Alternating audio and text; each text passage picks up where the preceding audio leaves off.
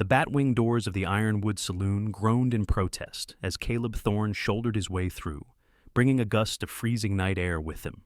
The jingle of his silver spurs was lost beneath the cacophony of a Saturday night in Silver Creek, Montana territory.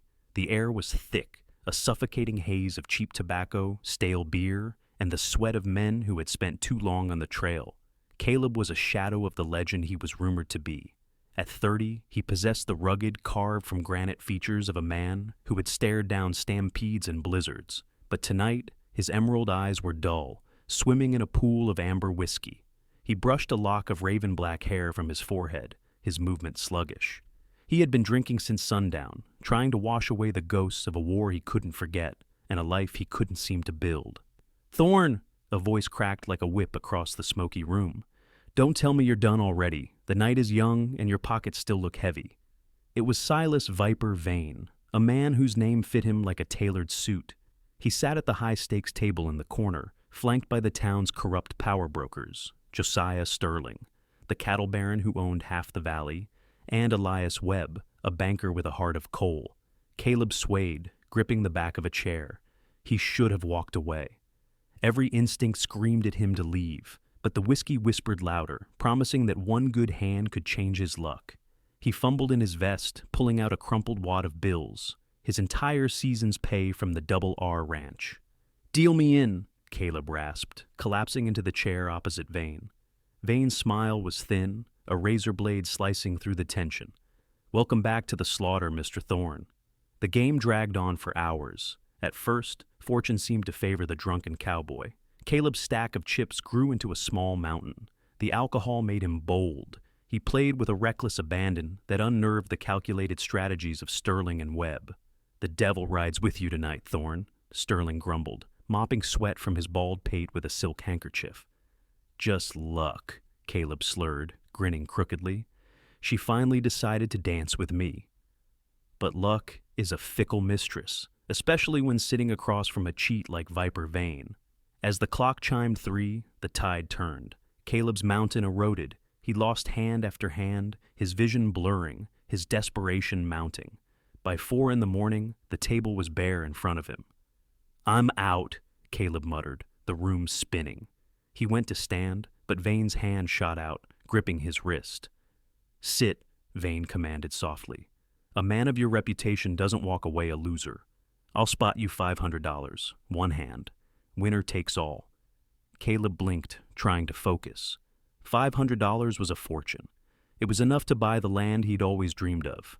"What's the catch?" "No catch," Vane purred, his eyes glinting like polished obsidian. "Just a condition. If you lose, you do one thing for me. No questions asked. A favor." "Nothing illegal," Sterling interjected with a chuckle, swirling his brandy. "Just a bit of sport for the town." Caleb looked at the cards, then at the whiskey bottle, then at Vane. The alcohol had dulled his sharp wits to a blunt edge. "Deal." The saloon had gone quiet. The piano player stopped. The barmaids froze. Every eye was on the table. Vane dealt with hypnotic speed. Caleb peeked at his hand. Aces over eights. The dead man's hand, but a full house nonetheless. It was a monster hand. "All in," Caleb said, shoving the borrowed markers forward. Vane didn't hesitate. "Call." Caleb slammed his cards down. "Ace is full of eights." A gasp rippled through the onlookers. Vane didn't flinch. He slowly fanned out his cards. 4 kings. "The king always rules, cowboy," Vane whispered. The blood drained from Caleb's face, leaving him cold sober in a heartbeat. He had lost everything. His saddle, his rifle, his horse, and now he owed a debt to the devil. "Now," Vane said, lighting a cigar and blowing smoke into Caleb's face. "The condition. You know the widow Vance, the woman living on the ridge near Shadow Creek?" Caleb nodded slowly. Everyone knew Elara Vance. She was a woman of striking grace and fierce independence, a black woman who had come west with her husband, a miner who had died in a cave-in 8 months prior. She lived alone, scratching a living from the hard earth, ignored by most, scorned by some. "You are going to marry her," Vane announced, his voice carrying to the back of the room. The saloon erupted. Men slapped their knees, howling with laughter. It was a cruel, racist jest, designed to humiliate a white cowboy and further isolate a grieving black woman. "You can't be serious," Caleb stammered, his stomach churning. "Deadly," Vane hissed. "You gave your word, Thorne. In Montana, a man without his word is nothing but coyote bait." "She won't agree," Caleb argued desperately. Sterling leaned forward, his face flushed with malice. "Oh, she will. I hold the deed to her land. If she doesn't marry you by noon tomorrow, I foreclose. I take her home, her farm, everything. It's a kindness, really. We're finding her a protector." Caleb looked around the room. He saw the jeering faces, the cruelty, the small-minded hate. He realized then that he had been played. This wasn't about cards. It was about land, power, and breaking people for sport. "I need air," Caleb choked out, stumbling into the night. He dry-heaved in the alleyway, the cold air burning his lungs. He had destroyed his own life, and now he was about to drag an innocent woman down with him. 3 days later, the small wooden chapel on the edge of Silver Creek was packed. They hadn't come to celebrate. They had come to gawk. It was a circus, and Caleb was the clown. He stood at the altar, stiff in a suit, his head pounding. The doors opened, and Elara Vance entered. The breath caught in Caleb's throat. He had seen her from afar, but up close, her beauty was arresting. She wore a simple dress of gray wool, mended with care. Her skin was the color of rich mahogany, smooth and flawless, and her hair was pulled back in a severe bun that highlighted high cheekbones and eyes that burned with a quiet, furious intelligence. She held her head high, refusing to look at the snickering townsfolk. She walked the aisle alone, no father to give her away, no friends to support her. Just a woman walking into a trap to save her home. When she reached the altar, she didn't look at the preacher. She looked straight at Caleb. Her eyes were dark pools of judgment. "Mr. Thorne," she whispered, her voice like crushed velvet. "Let's get this farce over with." "I'm sorry," Caleb mumbled, shame burning his neck. "Save your apologies," she replied sharply. "Just say the words so I can keep my roof." Reverend Miller rushed through the ceremony, his nose wrinkled as if he smelled something foul. When he pronounced them man and wife, the congregation hooted. "Kiss the bride!" someone shouted, followed by raucous laughter. Caleb hesitated. Elara stiffened. He leaned in, whispering, "I won't disrespect you." He kissed her lightly on the forehead. It was a small gesture, but he felt her shoulders drop an inch. They walked out into the blinding sunlight, a gauntlet of jeers. Caleb helped her into his wagon. As he climbed up, he leaned toward her. "They think this is a game," he said, his voice low and hard. "They think they've broken us, but the game isn't over, Elara. I promise you that." She looked at him then, really looked at him, searching for the lie. Finding none, she gave a microscopic nod. The ride to Caleb's cabin, now their cabin, was 5 miles of suffocating silence. The homestead sat in the shadow of the Sapphire Mountains, a rough-hewn log structure surrounded by sagebrush and wind. "It's not a palace," Caleb said as he pulled the horses up. "It's standing," Elara replied, climbing down before he could help her. "That's more than most have." Inside, the cabin was sparse, a cot in the corner, a pot-bellied stove, a table with 2 mismatched chairs. Caleb immediately grabbed a spare blanket and a hammer. "What are you doing?" Elara asked, watching him with guarded eyes. "Hanging a curtain," Caleb grunted. "You take the bed. I'll take the floor on the other side. You didn't choose this, and I won't force myself on you." Elara watched him work, her expression unreadable. When the blanket was up, dividing the room, she spoke. "Why? You're a white man in the territory. The law gives you rights over me." Caleb turned, his eyes fierce. "The law didn't make this mess. I did. And I ain't a monster, Mrs. Thorne. I was a fool, but I ain't cruel." That night, listening to the wind howl through the eaves, Caleb stared at the ceiling. "Elara, yes?" Her voice came from behind the curtain. "We need to survive the winter. Sterling will be waiting for us to fail. If we starve or freeze, he gets the land anyway. We have to be partners. Can we do that?" Silence stretched out. Then, "Partners. I can do that, Caleb." And the partnership was forged in sweat and grit. Elara was not a fragile flower. She was forged of iron. She woke before dawn, tending the chickens in the small vegetable plot. She mended fences with hands that were scarred from work, but gentle with animals. Caleb stopped drinking. He couldn't afford the fog. He worked the land with a demonic intensity, trying to redeem himself through labor. 2 weeks in, the test came. Caleb woke to the thunder of hooves. He grabbed his Winchester and peered out the window. 4 riders, night raiders. "Stay down," he hissed to Elara. "Like hell," she replied, racking a shell into a double-barreled shotgun she had pulled from her trunk. The riders circled, torches blazing. "Come out, Thorne!" It was one of Sterling's hired guns. "We just want to have some fun with the new bride." Caleb kicked the door open, firing 2 warning shots into the dirt. "Next one takes a head off." "There's 4 of us and 1 of you, plowboy," the rider laughed. Boom! Elara stepped onto the porch, the shotgun smoking. The rider's hat flew off, shredded by buckshot. "I count 2 of us," Elara announced, her voice steady as a rock. "And I don't miss. My husband might warn you, I won't." The riders hesitated. They expected a cowering victim, not a Valkyrie with a scattergun. "Move on!" Caleb roared, aiming at the leader's chest. "Tell Sterling his dogs need better training." Cursing, the men wheeled their horses and galloped into the dark. Caleb looked at Elara. Her hands were trembling now that the adrenaline was fading. He reached out, covering her hand with his.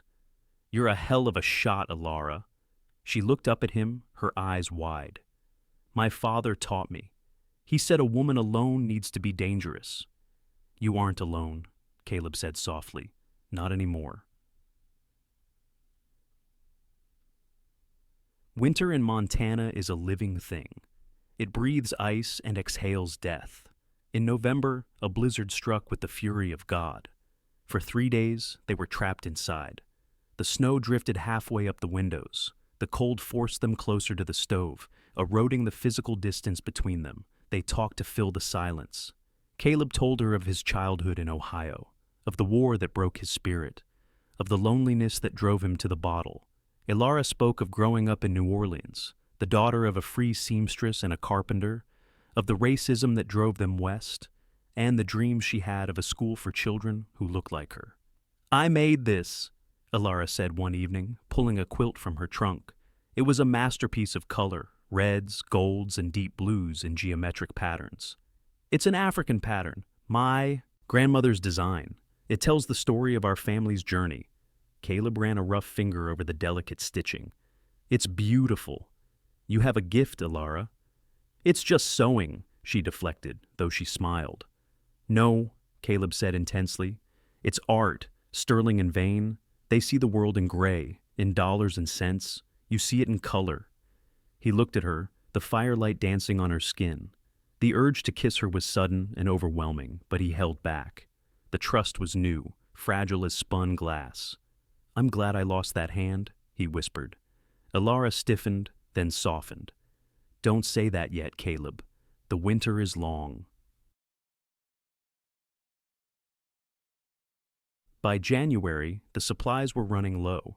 Sterling had threatened the town merchants. No one would sell to them. The Thorne boycott was in full effect.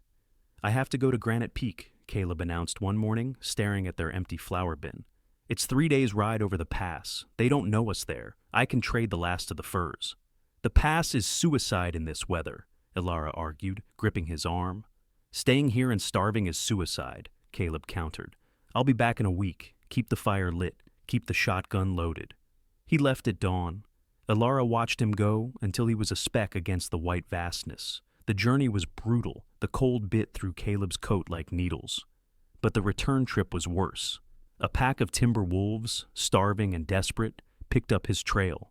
On the second night, they attacked. Caleb lost his horse to the pack. He fought them off with his rifle and a hunting knife, taking a slash to his leg that burned like fire. He was 40 miles from home, on foot, dragging a sled of supplies, bleeding. He hallucinated as he walked. He saw Vane laughing. He saw Sterling burning the cabin. But mostly he saw Elara. He saw her dignity, her strength. He realized with a jolt of clarity that he loved her. Not as a partner, not as a duty, but as a man loves the woman who saved his soul. "Keep walking," he gritted out, forcing one frozen boot in front of the other. "She's waiting." Back at the cabin, Elara faced her own war. Sterling showed up in person, flanked by Sheriff Brady, a man bought and paid for. Caleb's dead, girl, Sterling lied, leaning against the doorframe. Wolves got his horse, found the carcass. You're a widow twice over. Elara's heart stopped, but her face remained a mask. Get off my porch. I'm here to make an offer, Sterling sneered. $50 for the deed. You leave town, go back to where you belong. I belong here, Elara said, racking the shotgun. And Caleb isn't dead. He's too stubborn to die. You have until sundown tomorrow, Sterling spat. Then I come back with fire. Elara didn't sleep. She sat by the window, watching the horizon. At noon the next day, a shape emerged from the tree line, a man, stumbling, dragging a sled. Elara screamed, dropping the gun and running into the snow. She met him, 50 yards out. Caleb collapsed into her arms. Got the flower, he wheezed. You idiot, she sobbed, holding his frozen face. You wonderful idiot. She dragged him inside, stripped the frozen clothes from him, and bathed his wounds. She used her own body heat to warm him, lying beside him under the pile of quilts, the curtain forgotten. When he woke hours later, she was watching him. Sterling was here, she said softly. He thinks you're dead. He's coming back tonight to burn us out. Caleb sat up, wincing. Help me up. You can't stand? I can fight, Caleb growled. This ends tonight. Twilight brought Sterling and 5 men. They rode confidently, torches lit, expecting a grieving woman. What they found was a fortress.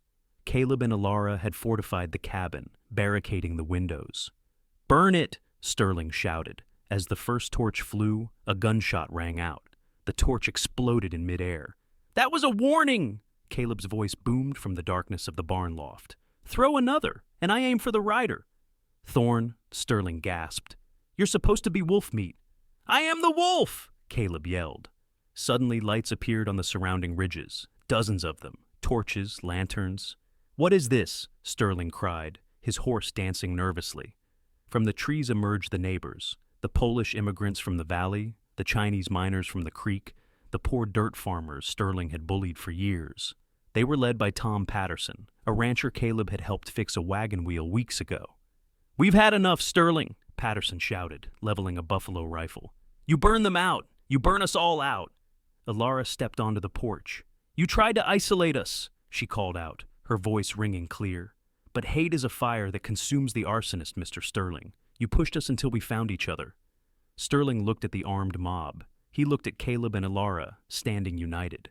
For the first time, the tycoon looked small. This isn't over, Sterling muttered, turning his horse. It is, Sheriff Brady said, stepping out from the mob, his badge gleaming. He had finally found his spine. I have a warrant here, Sterling. Federal marshal arrived in Granite Peak. Seems the government is interested in how you acquired those deeds. Racketeering, they call it.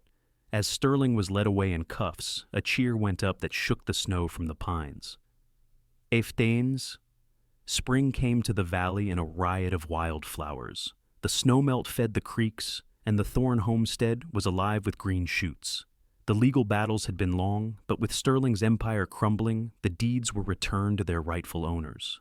Caleb and Elara became the heart of the newly formed Valley Association, a cooperative that ensured no neighbor stood alone.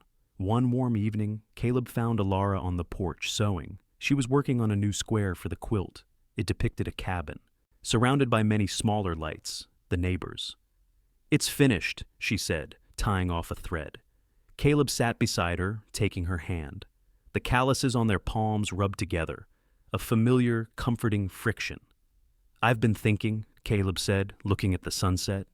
That curtain inside, it's getting dusty. Elara smiled, squeezing his hand. I took it down this morning. Caleb turned to her, his heart hammering as hard as it had the night at the poker table, but this time from hope, not fear. Elara, I know how this started, a bet, a joke, but you are the finest woman I have ever known. I love you, not because I have to, but because I can't imagine a world without you in it. Tears welled in Elara's dark eyes. I never thought I'd trust a white man again. I certainly never thought I'd love one. But you, Caleb Thorne, you saved me, and I think I saved you. We saved each other, he whispered. He kissed her then, a kiss that held the warmth of the sun and the strength of the mountains. It was a promise kept. "I have news," she said, pulling back slightly, placing his hand on her stomach. Caleb's eyes widened. "Are we—" "A new generation," she nodded. "Born free, born here, born of us." Caleb pulled her into his arms, burying his face in her neck. The gambler had lost the hand, but he had won the jackpot. The story of Caleb and Elara reminds us that even in the harshest winters, hope can bloom. Did this story of redemption and resilience touch your heart? Here is what you can do next. Share this story with someone who needs a reminder that love conquers hate. Subscribe to our channel for more epic tales of the American frontier. Leave a comment below. Tell us what you think the baby's name should be.